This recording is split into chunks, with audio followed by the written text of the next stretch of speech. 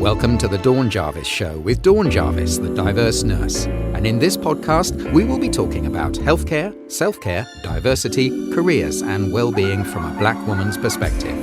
We're really happy that you're here. So if you're ready, let's get on with the show. Hello, everybody. Here we are again at the Dawn Jarvis Show. This is the podcast and YouTube show that is around health and well-being. And I'm interviewing in this series members of my diverse nurse network and people I've met in my journey as a business owner. And I'm discussing health and well-being from a Black woman's perspective, and also business owners and how they keep themselves healthy and wealthy and wise as well. I'm very pleased today to have my special guest, Ezra Ben-Yisrael. It's really good to be here. How are you, Ben? Good to meet you today. Thank you. Yes, I'm good. Thank you. I'm well. It's really good to be here. Great. I'm going to introduce you. So Ben is the founder and director of Edifying Answers, a training consultancy. He has a passion for well-being, helping individuals develop strategic well-being practices in their personal and professional lives. Ezra has over 14 years of experience supporting individuals around their self-care, well-being, confidence building, substance misuse, and recovery. Ezra, that's amazing. Edifying Answers. How did you get to be here? Well, I guess I've always been helping and supporting people around well-being. So I started off working within the substance misuse field in 2005. I worked in a prison setting for 12 and a half years. Oh, wow. And I think in that environment, one of the things I found was that there was always a lack of materials to really help and empower people. And so I've always been of the frame of mind that if it's not good enough and you don't like it, then make something better. That's good. And so whenever I was working with clients, I would then, if they came in with an issue, I would design a worksheet specifically to deal with that issue, and then I would have that to use with any other clients. And over the years, it just built up and it built up and it built up in terms of materials that I have, mind mapping tools and worksheets. And so what I then started to get into was delivering groups. And then as I went up the ranks and I was no longer doing frontline work, I was missing that. So I got into the training side of things to train the staff so that they could do the things that was needed to support the clients. And over the years, people kept saying to me, you should start your business. You should do something around this. And for a long period of time, I delayed and I procrastinated because I couldn't see what everyone else could see. And that's why in terms of the work I do now is very much about changing our mindsets, dealing with our mindsets, because I understand how much that hindered me for a long period of my life. And what happened was, it was interesting. One time I was doing a training, I was helping someone out and I was going to do a training for free. Because someone couldn't make it. So I stepped in and I did it. And when I had finished the training, the people loved it. They really loved it. And so the lady actually started to promote me to other people. And a week later, I got a call from someone saying, we want you to do a training. We don't need to test anything. We've heard about you and we'll pay you for it. Wow. And I was like, okay. And so it started from there. I said, right, let's do this. Like, that was the sign for me. That was the final epiphany where I was like, I can't deny this anymore. That's good. And so, a few years back, I said, let's do it. And I set up Edifying Answers, and it's just been great since then, just growing, evolving, and developing. That's amazing, because that's how I met you. So we were connected on LinkedIn anyway, but I went to a training that you were delivering in it was online and by a local government agency in London, and it was amazing. And I sort of went to look you up and then realized we were connected anyway. So that was good. And it was like, so I wanted to hear more about it. And the training was around well-being. It was around how people are coping in the in the pandemic around how, you know, people are moving to the new normal because we're, you know, transitioning into a new space, aren't we? And Yes, it was definitely. really, really, really good. And it, you know, so it was, you know, it was a really, really good training. I was very impressed with it. And Thank you. it's amazing how the journey from moving to sort of like, you know, working in a helping capacity. So working in a prison must have been very, very challenging. And also, you know, I was hearing what you were saying about, you know, there's a lack of materials, maybe a lack of frameworks and how to do that work. And so if it's not there, invent it yourself. And I really also like how you turned that into a business, and how that it started through word of mouth, through referral, people seeing what you were doing and realizing the value that you may not have thought, oh yeah, this can be a business, but people told you that repeatedly, and then you got the referral and got paid for it. That's amazing. But talking about, you know, being in the prisons and sort of like starting your own sort of frameworks, you know, how was that? You know, because I think that happens a lot, isn't it? You'll be in a situation, you can see a need, and then you filled a need, didn't you? Yeah. I think that, you know, often we're on a journey, and sometimes we don't know which way that's going to end up or turn out to be. And so it can be that fear of the unknown that stops us. But I think like events happen in our life that's always leading us and guiding us on a journey. And it's just if we are open to see what life is trying to teach us, what the universe is trying to show us, what the situations in our life is trying to reveal, what's the lesson. So I always say to people, even when you lose the game, don't lose the lesson. There's always something to learn out of everything that happens in your life. And I think the time and the years of me working in the prison really built me up in so many ways. You know, I learned so many things. I saw so many things. It helps me to value life in a different way, to appreciate fresh air, you know, freedom, you know, you know, I used to work. So one of my roles within the prison, I did voluntary work as well. I was paid, but I was also doing voluntary work as an act assessor. Which is basically whenever someone tries to commit suicide or plans to commit suicide, I will be one of the people who would go in to do crisis intervention.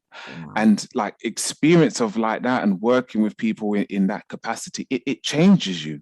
Absolutely. You know, I view life completely different from the average person because I understand and seen so much of how life can treat you and how life can end up when you make a bad decision. So I'm very much about empowering people. And over those 12 and a half years, I was always dealing with cure. You know, it's already gone bad. They're in the criminal justice system. They're addicted to substances, you know, they're at their rock bottom. And so I wanted to start to be a part of the prevention. So reaching people before they make those bad decisions that actually change their life. And so I'm very passionate about well-being and helping people to grow and achieve and live their best life. That's amazing. I think particularly during the last 18 months, during the sort of like pandemic, and, you know, we're still in the pandemic, it's still happening. We're just learning to live with it, aren't we? I think, I know for me that it was a crisis. It was a crisis in my job. You know, I worked for a health agency. It was a crisis in my home around, you know, I've got grown-up children, and, you know, they were just starting careers and things were not going very well for them, and then we were stuck at home for a long time, which was difficult. And then, you know, it was a crisis in lots of things around family. My mother wasn't very well, you know, quite seriously unwell, and thank goodness she recovered, but it was a very difficult time. And I really hear what you're saying around developing that resilience before things happen, you know, because that was a crisis for the world. It was a crisis for the world, it was a crisis for the country, it was a crisis for individuals, for families, for industries, for all sorts of things. And there sort of needs to be some well-being resilience. And I think you know, I know I had to sort of like really dig deep with my reserves. And you know, I definitely wasn't ready for that, but you never are ready when a crisis. Never are. No. Way is to sort of like develop and practice self-care and well-being, isn't it? So that when the tough times come, that you've got that steady steady state that you know that you can draw on. And Yeah. so how important do you feel that practicing self-care and well-being is? It's fundamental. It's fundamental. So I always say to people, self-care and well-being is the internal version of brushing your teeth. Wow. It's something you have to do every day. And sometimes people do it twice. Many people do it twice a day. Yes. And you don't ever say to yourself, right, today I'm going to brush my teeth for an hour and I don't need to do it for the rest of the week. It never happens. That is true. It doesn't matter how tired you are. You could come in late from a party or something and you still brush your teeth. Like it's paramount. Yeah. And that's exactly what well-being is for me anyway. Yeah. And so I love that. So when I'm thinking about like self-care, so when we break down those two words, so when we're talking about self, we're talking about your personality, we're talking about character, we're talking about identity, and we're talking about your nature. And then when we're talking about care, we're talking about attention. So when you care for something, it's about the upkeep. When you buy a new pair of trainers, like you don't want them to get dirty, you upkeep them, you wipe it if there's any marks on it. For real. Right? And then it's about maintenance and it's about repair. Yeah. So that's why if you have a car, you make sure it gets MOT every year because it's about repair. It's about making sure that things stand the test of time. Yeah. So when we add those two words together, my definition that I've made up for self-care is when you are aware and mindful on a holistic level. So you pay attention to the upkeep, maintenance, and the repair of all facets of your being. So that's mentally, emotionally, physically, spiritually, socially, financially. It's every area of your being that you are making sure that you are taking care of it, managing it, and keeping it well watered, well oiled, well lubricated so that it can stand the test of time. Because health is wealth, and it should be a priority for everyone. And it's one of those things, as the saying says, you don't know what you've got until it's gone. And once health is gone, and all of us can pay homage to a time when we've been really unwell and nothing else mattered. The bills didn't matter in that time. What people thought about you didn't matter in that time. The trivial arguments or things that we were holding on to didn't mean anything in that time, because health is true wealth. And so it's so important that we make it priorities in our life and we don't allow things like careers, work, and all the other things that often gets put before our health to become the priority. Wow. That's amazing. That is really good. I say amazing a lot, I've realized, because I've walked on the internet.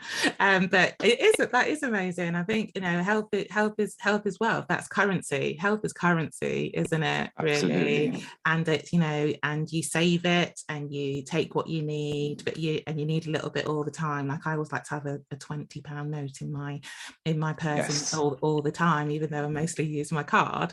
But it's nice to have that cash there and to know there's cash in the bank as well, isn't there? Yes. So that is really, really good.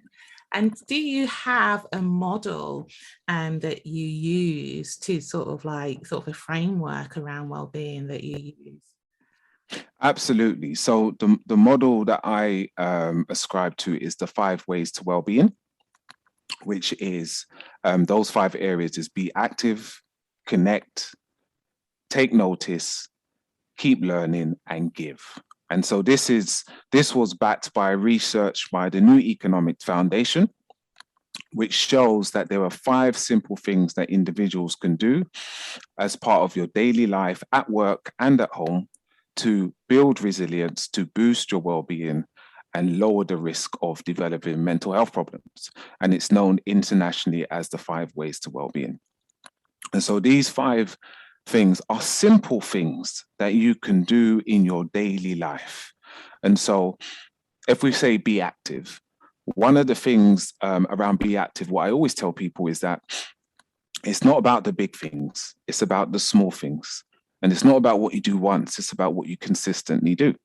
So I would say to people, you know what, if you do 10 press-ups every day for the year, that's better than doing 50 for 2 months and then stopping. And so it's about consistency. Another thing that I always say to people is that when you're doing things to be active, do things that you enjoy. There is no point doing something that you loathe because you won't keep it up. Whenever you get an opportunity to have an excuse or a justification to deviate from it, you will. And so if you like gardening, then garden. You know, you're tired after you've been out in the garden all day. If you like dancing, put on some music. You'll be sweating after listening to that CD and that album which you've danced to, you know. And even simple things like walking. Like, so much people do not understand the benefits of walking. It has collateral benefits. So even to the point, if someone has had a heart attack and they start walking for 30 minutes every day, it reduces their chance of a second heart attack by 70%. Oh, wow. So there is so much simple things that we can do, taking the stairs rather than the lift, that we can do to actually help ourselves become more healthy. It doesn't mean that you have to go to the gym 5 times a week. And so it's really important about the simple things we can do to be active. They say now that sitting is the new smoking because lots of people are working from home and everything. So it's about every hour, get up and do a little stretch for 5 minutes, do, you know, jogging on the spot, whatever it is, but just do something to keep yourself active. So then we have connect, which is about how we do connect with other people. What are those things that we're doing? And not just people, nature. You know, there's so much things that we can be connected to. And the opposite of connection, if we think of it on a continuum, is isolation. And isolation kills. And so we are social beings, we're social creatures. So it's important to connect to those things that's of value to you. People, places, nature, whatever it may be. One of the interesting things that research has shown from the Mental Health Foundation, that nature has been one of the greatest things to help people cope during this pandemic, actually getting out in nature, because it's forced people to stop for a moment and actually embrace what's going on around them, embrace and look at the beauty around you when you're at home, when you're in these environments. And then we've got take notice, which is things like meditation, yoga, mindfulness, breathing, all of these things that are paramount to human well-being. I mean, breathing is the first and the last thing you're guaranteed to do in this world. And so, you know, when we breathe the right way, it can bring healing to us. So when we take slower breaths, it activates the parasympathetic nervous system, which is our rest and our digest, and it helps to calm us. It actually can change our moods. So there's simple things that we can do to really help our well-being. And then we've got to keep learning. You know, every day should be a lesson. Every day should be a school day. And it doesn't have to be formal in terms of going to college and stuff like that, but we can learn from listening to a podcast. We can learn from watching a TED Talk. We can learn from just examining an interaction between two people. And then give. Give is one of the fundamental ones that I like to focus on, because whenever I do exercises with teams and organizations around this 5 ways to well-being, and we get to the give element, they'll start talking about what they've done here and a charity that they supported and volunteering here. And very rarely do I hear anyone ever say about giving to themselves. And it's important to remember that we cannot give and pour out of an empty jug. And so if your jug is at 20% in terms of well-being and self-care and motivation, I can only give someone 100% out of 20%. But if I'm making sure that I am doing my internal version of brushing my teeth every day and my jug is at 80%, I can give people 100% out of 80%. And so we owe it to ourselves to ensure and make sure that we're giving to ourselves so we can then give to our families and our colleagues and our clients. But if we don't do that, then we run the risk of actually having poor health and ill health. And then no one benefits from that. I hear you. So it's a very simple model, but very effective, and it can be used in so many different ways. That's really good. I really like that. I love the way you explained it. I love the examples. I've heard the jug analogy before for the previous guest, and it's a really good one. And I really like what you said around 100% of 20% is only 20%, isn't it? Really? Yeah. And if you give all of it, then you have none, won't you? So that is no, you need to be really, really careful about that. Now, people don't, you talked about, people have to practice, and, I think we talk about goal setting and things like that. What would you suggest would be the best thing to sort of like set some goals around well-being for yourself?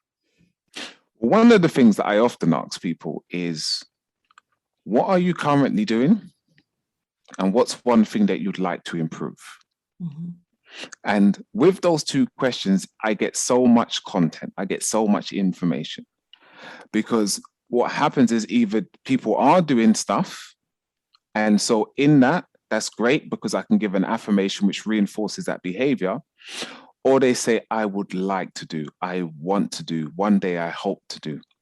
And that helps me to know and recognize what's important for them. And then I help them to break that down into SMART goals: specific, measurable, achievable, realistic, and timely, so that they can then actually apply that into their life. And I think it will just all depend on the individual. I think what is the major problem that I find what happens is we mentally trip ourselves up. We get in our own way. There is always narratives that we put in our mind to tell us there's some reason why we can't do it. And I think that's the major battle, what people face on a day-to-day basis. It's what we're telling ourselves. Because, the interesting thing about our mind is that whatever you tell it, it believes. Yeah, that's very true. That's very, very true. And I like the way that you also ask what people would like to do, and I think what you're saying is sort of creating a path so that the things that people would like to do, so how can you get to the things that you would like to do.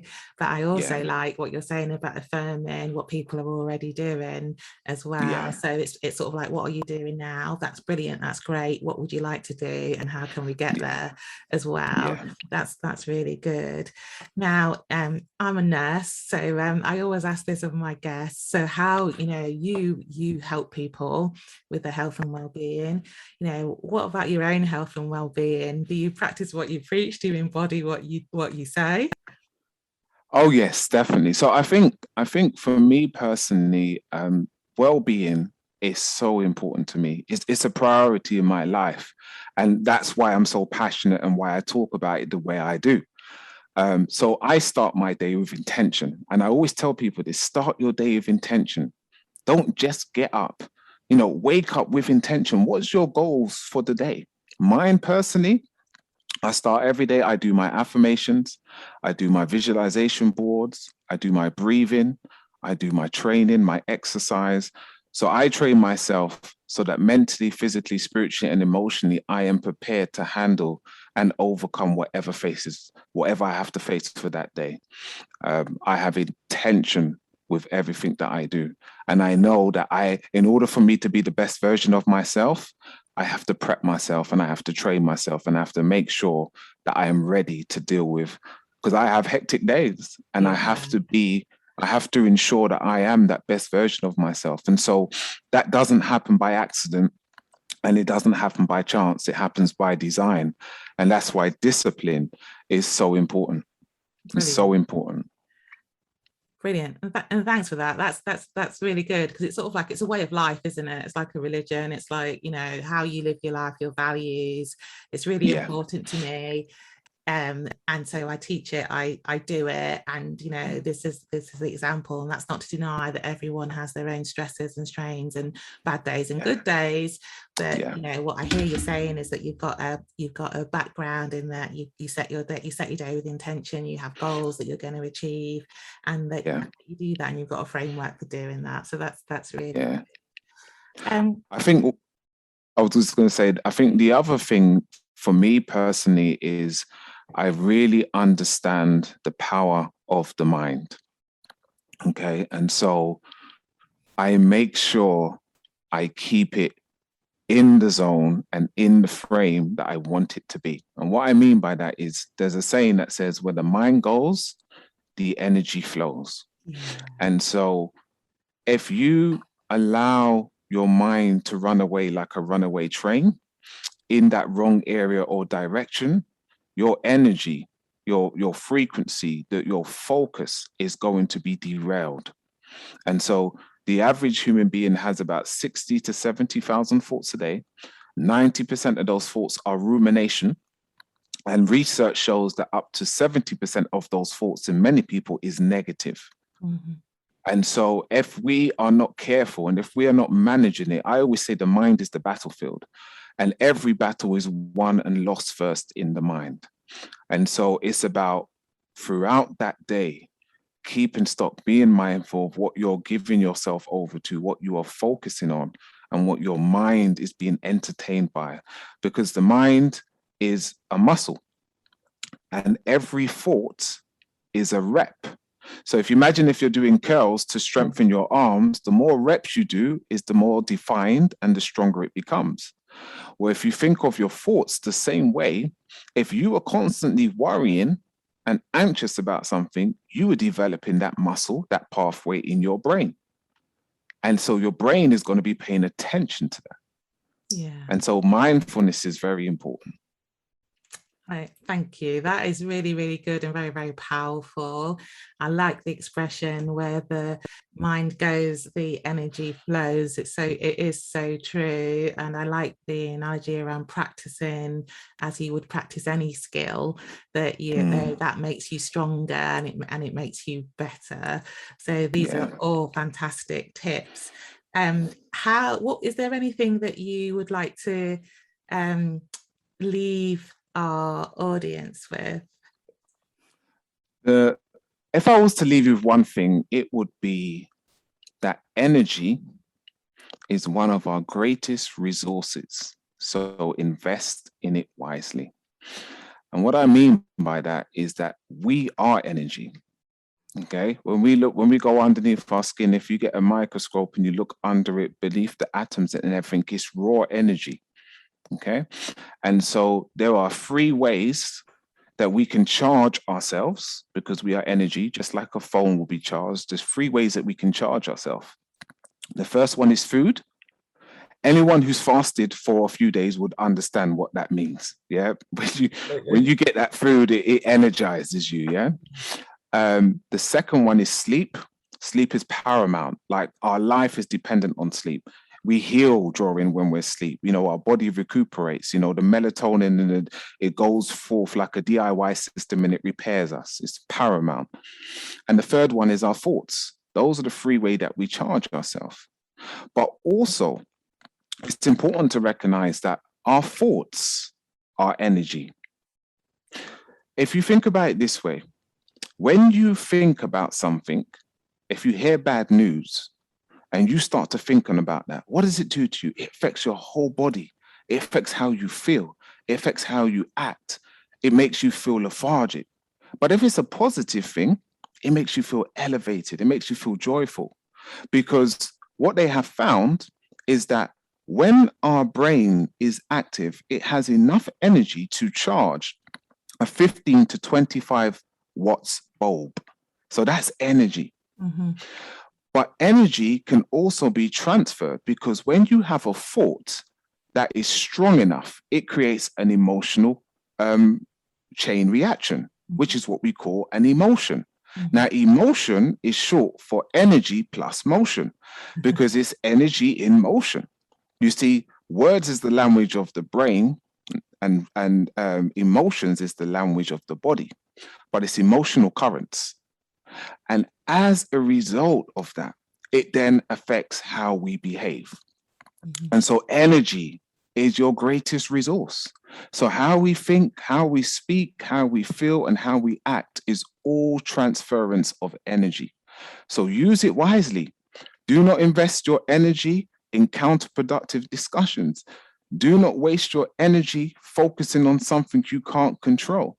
Do not waste your energy thinking about what might happen, because if it's going to happen, at that point, worry about it, Because it might not happen, and you'll find that you've wasted all of this energy for something that didn't even manifest. So I would say to people, energy is one of your greatest resources. Invest in it wisely. I love that. I love that. Thank you. That was really great. Energy is one of your greatest resources.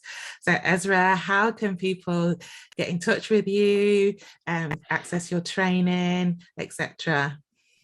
Yes, so I'm on all social media. So I'm on Instagram as Edifying Answers. I'm on Facebook as Edifying Answers. But also on my website, you can go in there. I have loads of different toolkits. I have one particular webinar recording that I've recently done, which is called It's a New Season, Time to Evolve. And it was really about helping people, especially during these last 12 to 18 months, with all that people have gone through.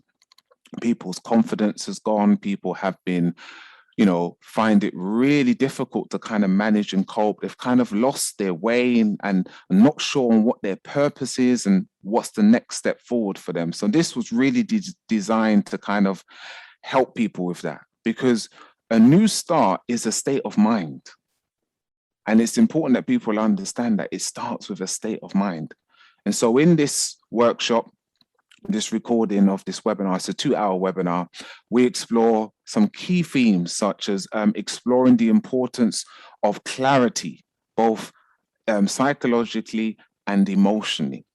We examine the importance of knowing your why and purpose and how that can really shape you for success. We reflect on life's unexpected detours, like the pandemic, and how we navigate through them. It's about giving people a greater awareness of our mindsets and our thoughts and how they shape our reality. So there's lots of research in there about neuroplasticity and neuroscience and how we can actually use things that's evidence-based and proven to actually shape our realities. And it also looks over the essential steps of manifesting the things that you want, how you can actually do key things to get those things that you want. And it also looks at the benefits of visualization and showing how many people have used that as a part of their success. And the final thing is about dismantling outdated and limiting belief systems that hold people back, because I believe that is the fundamental thing. And one of the things in particular that holds people back is perfection. I need to wait until I'm better. I need to wait until I've got this together. And we are never perfect, and it's never the perfect moment. The time is always now. And the final thing you can get me on is also my YouTube channel. So I have a YouTube channel called Ezra Voice of Reason. I have over 150 different motivational videos and talks on there. So people can also go on that if you want to see more of me. Brilliant. And this has been an education. And I'm go check out those tours. I've already attended one of your seminars and it was fantastic. So I do recommend it. This has been absolutely wonderful. And thank you for sort of like setting that out and talking about the importance of self-care and well-being. Thank you very much, Ezra, for your time. And for everybody, and thanks for joining us, and we'll see you soon. Goodbye.